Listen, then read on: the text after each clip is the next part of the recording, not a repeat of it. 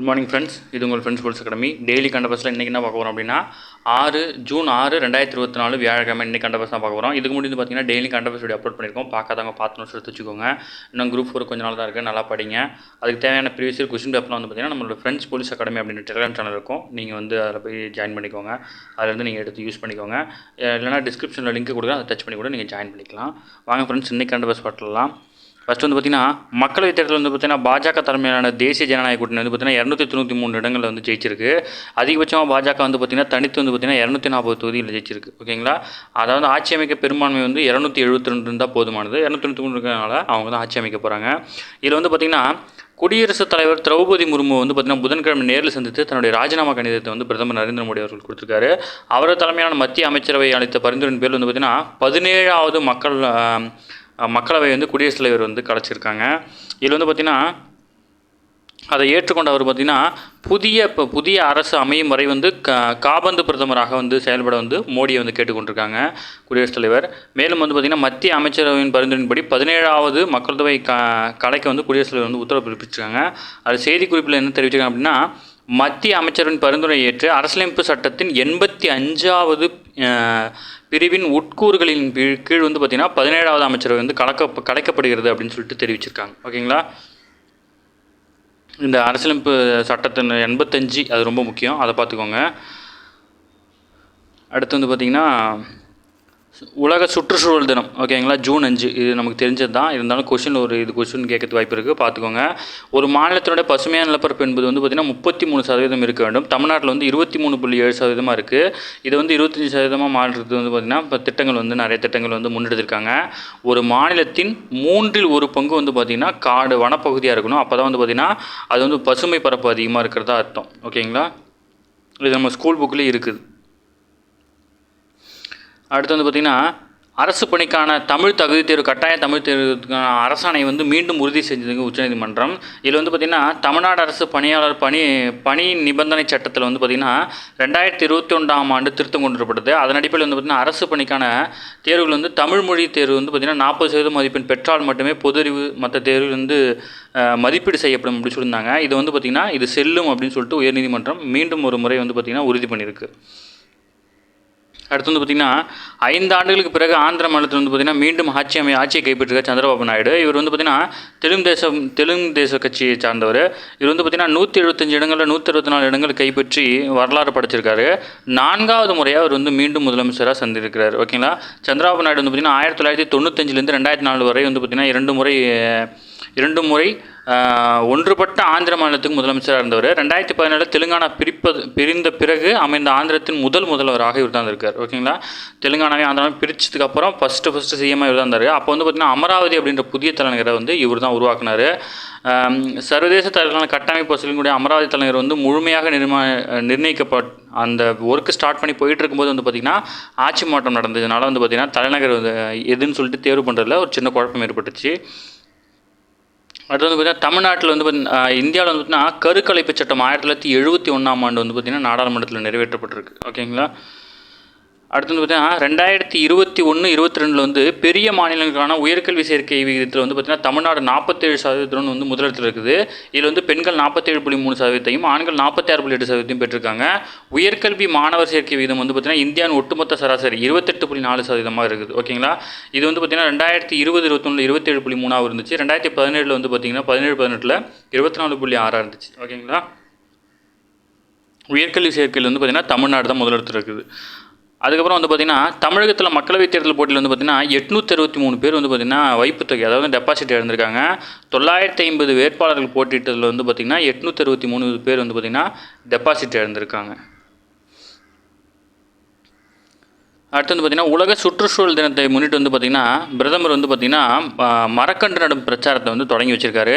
உலக சுற்றுச்சூழல் தினத்தை முன்னிட்டு வந்து பார்த்திங்கன்னா தில்லியில் புத்த ஜெயந்தி பூங்காவில் வந்து மரக்கன்று நட்டு மரம் நடு விழிப்புணர்வு பிரச்சாரத்தை வந்து பிரதமர் மோடி வந்து திறந்து வச்சுருக்காரு. அதுக்கு என்ன பேர் வச்சுருக்காரு அப்படின்னா ஏக் பேட் மா கி நாம், தாயின் பெயரில் ஒரு மரம் அப்படின்ற பிரச்சாரத்தை வந்து தொடங்கியிருக்காரு. பேரை நோட் பண்ணிக்கோங்க, முக்கியமானது. அடுத்து வந்து பார்த்திங்கன்னா மக்களவையோட பெண் எம்பிக்களோட எண்ணிக்கை வந்து சரிஞ்சிருக்கு. 18வது மக்களவைத் தேர்தல் வந்து பார்த்திங்கன்னா 73 பெண் எம்பிக்கள் தேர்வு செய்யப்பட்டிருக்காங்க. இது வந்து 2019 வந்து பார்த்திங்கன்னா 78 இருந்துச்சு.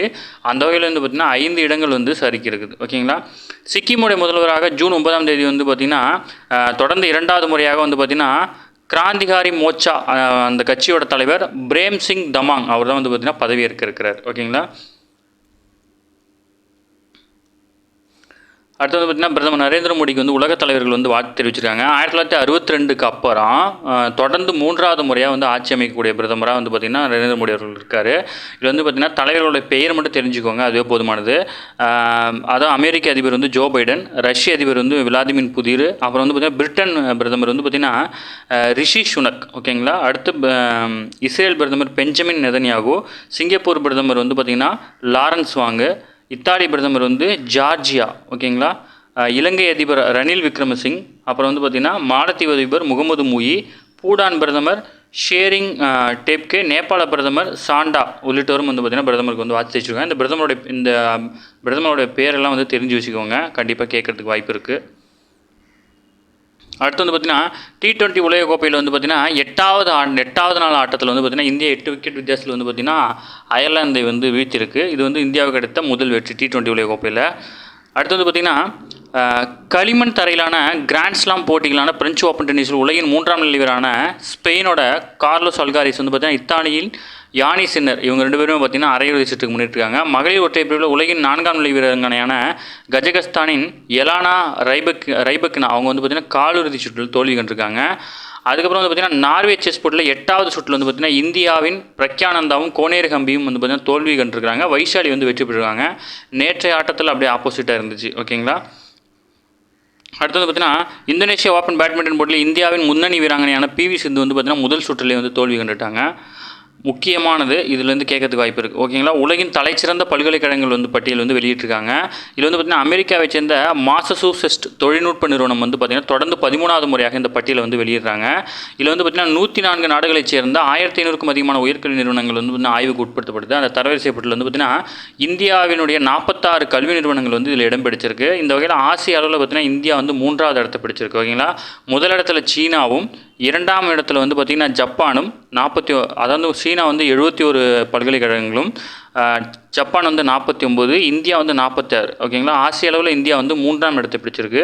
இந்த தரவரிசையில் வந்து பார்த்திங்கன்னா அமெரிக்காவை சேர்ந்த பல்கலைக்கழகம் வந்து தான் முதலிடத்தில் இருக்குது. அதுக்கப்புறம் வந்து பார்த்திங்கன்னா பிரிட்டன், அதுக்கப்புறம் பிரிட்டன் தான், அதுக்கப்புறம் அமெரிக்கன் இது மட்டும் தான் மாறி மாறி வந்து பார்த்திங்கன்னா முதல் 5 இடங்களில் வந்து பார்த்திங்கன்னா பிடிச்சிருக்காங்க. இதில் முதலிடத்தில் வந்து பார்த்திங்கன்னா மாசசூசெட்ஸ் தொழில்நுட்ப நிறுவனம். ஓகேங்களா.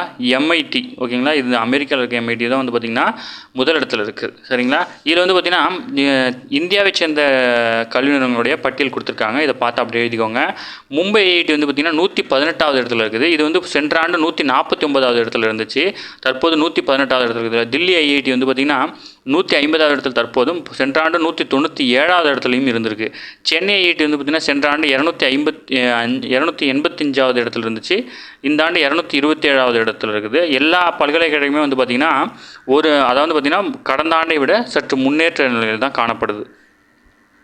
அடுத்தது பார்த்திங்கன்னா 3வது முறையாக விண்வெளிக்கு வந்து பார்த்திங்கன்னா சுனிதா வில்லியம்ஸ் போகிறாங்க. இந்திய வம்சாவளியை சேர்ந்த அமெரிக்க விண்வெளி வீராங்கனையான சுனிதா வில்லியம்ஸ் வந்து பார்த்திங்கன்னா 3வது முறையாக விண்வெளிக்கு வந்து புதன்கிழமை போயிருக்கிறாங்க. அந்த நாட்டின் தனியார் நிறுவனமான போயிங் உருவாக்கியுள்ள ஸ்டார் லைனர் விண்வெளி ஓட்டத்தில் வந்து பார்த்திங்கன்னா மற்றொரு நாசா வீரரான பச் வில்மோருடன் வந்து பார்த்திங்கன்னா விண்வெளிக்கு பயணப்பட்டிருக்காங்க. இதன் மூலம் வந்து ஸ்டார் லைனர் விண்வெளி ஓட்டத்தின் மூலம் வந்து விண்வெளிக்கு சென்ற முதல் டீமாக வந்து இவங்க இருக்காங்க. ஆல்ரெடி வந்து பார்த்திங்கன்னா இந்த பிளான் எக்ஸிக்யூட் பண்ணும்போது சின்ன தொழில்நுட்ப கோளாறு காரணமாக நிறுத்தப்பட்டுச்சு, மீண்டும் அது செயல்பட தொடங்கிச்சு. இந்த சோதனை வந்து வெற்றி அடைஞ்சிச்சு அப்படின்னா ஸ்பேஸ் எக்ஸுக்கு அடுத்தபடியாக சர்வதேச விண்வெளி நிலையத்துக்கு நபர்களை அனுப்பக்கூடிய 2வது தனியார் நிறுவனமாக வந்து பார்த்திங்கன்னா இந்த போயிங் நிறுவனம் வந்து பெறும். இது முக்கியமானது. ஓகேங்களா. இதை தெரிஞ்சு வச்சுக்கோங்க. அவ்வளோதான் ஃப்ரெண்ட்ஸ், இன்றைக்கி கரண்ட் அஃபேர்ஸ் தான். இதுவே போதுமானது. இதை நோட்ஸ் எடுத்து வச்சுக்கோங்க. இதை தாண்டி கேட்கறதுக்கு வாய்ப்பு இல்லை. நம்ம சேனல் சப்ஸ்கிரைப் பண்ணுங்கள், சப்போர்ட் பண்ணுங்கள், முடிஞ்சவங்க ஃப்ரெண்ட்ஸ்லாம் ஷேர் பண்ணுங்கள். குரூப் 4 எக்ஸாமுக்கு வந்து நல்லா படிங்க, புதுசாக எதையும் படிக்காதீங்க. ஆல்ரெடி படித்தது நல்லா ரிவிஷன் பண்ணுங்கள். நம்மளோட டெலிகிராம் சேனல் வந்து ப்ரீவியஸ் இயர் கொஸ்டின் பேப்பர் நிறைய போட்டிருக்கோம். பாலிட்டிக்கு தனியாகவே வந்து பார்த்திங்கன்னா 10 years கொஸ்டின் பேப்பர் வந்து பார்த்திங்கன்னா அப்படியே தூக்கி போட்டிருக்கோம். அதெல்லாம் பார்த்து சும்மா ஒரு டைம் ரிவிஷன் பண்ணிக்கோங்க, அதுவே போதுமானது. ஓகேங்களா. Okay friends, thank you friends.